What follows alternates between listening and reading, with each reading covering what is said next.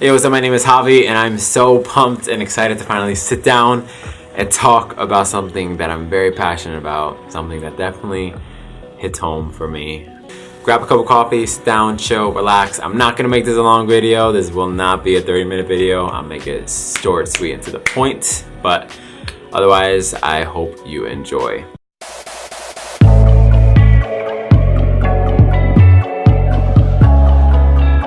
So a little backstory before we get into the whole fitness aspect of everything. I grew up pretty active, I'd say. I played a lot of sports. I played basketball, football, soccer, baseball, swimming, and I did have a sweet tooth while I was doing that. So I was a lot bigger than most kids. I still do have a sweet tooth, and it's still just as strong now as it was then. But I was always a little bigger than most kids, just because I really loved eating. I would eat a lot, you know. I would eat. I remember in the beginning of in high school there was this cafeteria that you can go to in the morning, and they would have this, like, I would say coffee cake with icing on top, and I would have that every single morning, and it would just be something I look forward to because I had to wake up at 7 a.m. to go to school. So that I would just eat things like that, like eat, not really understanding what I was eating, what I was putting into my body. So I always was a lot bigger than most kids, and I was always very insecure about that. I never really liked the body that I was in. While other kids were growing up and getting slimmer, I was getting a little taller and a lot wider, and I was really insecure about that. And it really bled into how I saw myself. I really hated seeing myself in the mirror. I hated going to buy clothes if I need to buy clothes. I never thought anything I wore looked good. I was bullied a lot in school, just by how I walked or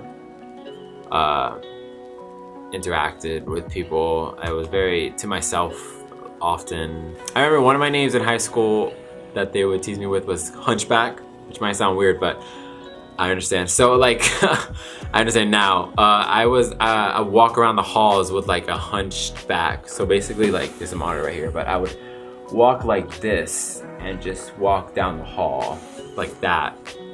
And that's how I would usually walk. But it wasn't because I wanted to walk like that. I had man boobs because I was bigger, so when they would push out onto my shirt, I felt very insecure. So for me, it made me more comfortable walking that way. Even though it looked weird, I felt more comfortable. So I was teased a lot when that was my nickname. I do remember going to the doctor's office one day, and I had a physical regular checkup, and he sat me down afterwards and had a really serious conversation with me, talking about like, hey, you know, the numbers that we see here and how old you are and your height, you are technically obese. And with the track you're going down, with all the mental illnesses in your family and all the things that it could lead to, you're not really going down a good track. You know, you should really try to change things.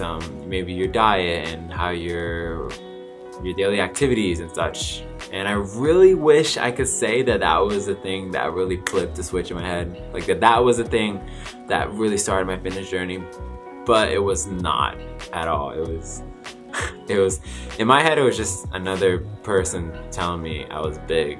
So I continued to eat, and it grew more and more unhealthily. Wow, was that a word? Unhealthy? It grew more and more toxic.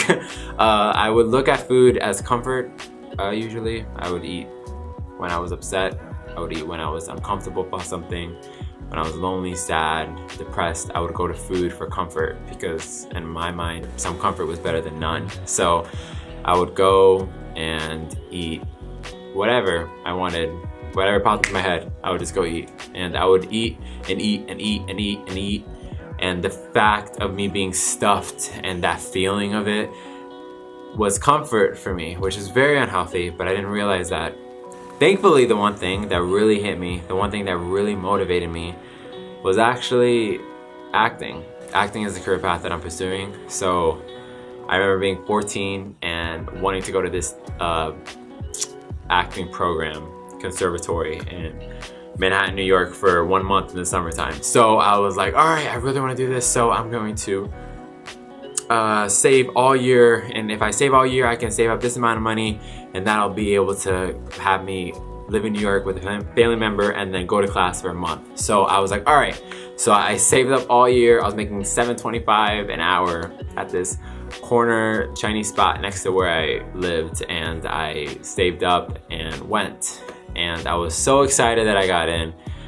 So excited to start the class, and she gave me my script, and it was about some military person coming back home, and it was good, but she told me that I needed to wear a tank top. So she said, here's the script, you can perform it tomorrow, and you can wear a tank top with it. And I was like, okay, tank top. Now, this is me back then. My go-to wardrobe was a short sleeve shirt with a flannel over it to cover everything, and then I was good to go. That was my wardrobe. But like tank top, that was funny, you know. Back then, that was pretty funny. So I remember not being able to sleep at all. Very stressed about the next day. Going there, didn't even wear a tank top. I had it in a little bag because I was hoping maybe she would forget. You know, maybe she was mistaking me for another dude. So had a tank top in my bag. Went to class. Boom, boom, boom. It's my turn. She called me up and she's like, all right, you ready? I'm like, yeah. And then she's like, did you bring a tank top? I was like, yeah, it's in the bag. She's like, yeah, you can just put it on in the back room when you enter the scene. I'm like, okay. I'm in this little back room, this closet, before I enter the scene, and I have it on, and I'm petrified. Like my knees are shaking at this moment, and I'm not thinking about anything. No lines. Lines are the last thing in my head. My body, but how I'm looking in front of all these people, that was the only thing I could wrap my head around. And I went out there, and I bombed that scene so badly. Ooh, like she stopped me in the middle of it. She stopped me because I was slouching so far that she had to come and correct my form so that I could actually stand up straight. That's how much I was slouching. And then I realized in that moment, wow, this is affecting what I want in life. This is actually affecting the work that I actually want to do. And I need a change. So that is actually what motivated me. And that's what started off this whole thing. So now we can get to the whole fitness aspect of it. So I came back home and I was like, you know what? I'm just gonna work out. I'm gonna work out as hard as I can, as much as I can. And then by 6 months, I should be at where I wanna be. So I was like, you know what? What's the hardest workout program I could find? And I started Insanity. And if you don't know what Insanity is a hard workout program.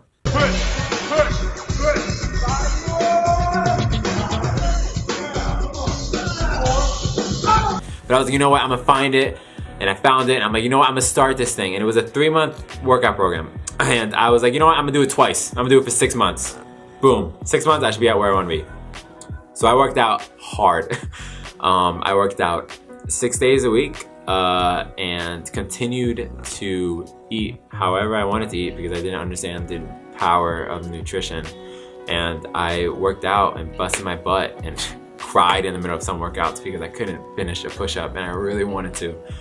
But I figured if I work out, I'll get to my end goal and it'll be okay. So I finished and I felt accomplished, but I was nowhere near where I wanted to be. I believe I lost about 30 pounds, but I was still very insecure about the body that I was in and I wasn't happy with it at all.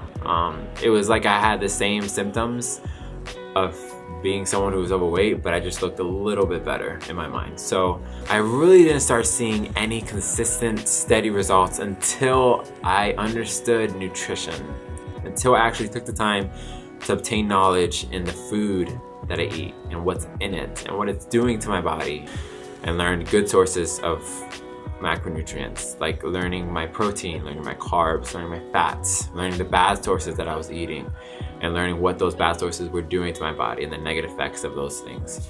And I incorporated that into my workout regimen, and then I started seeing results, and that's when the real benefit of this whole thing came in, which was mentally. Mentally, this thing helped me so much. The physical benefits to me are perk. They're the icing on the cake, they're the cherry on the top, they're what makes it look nice and pretty.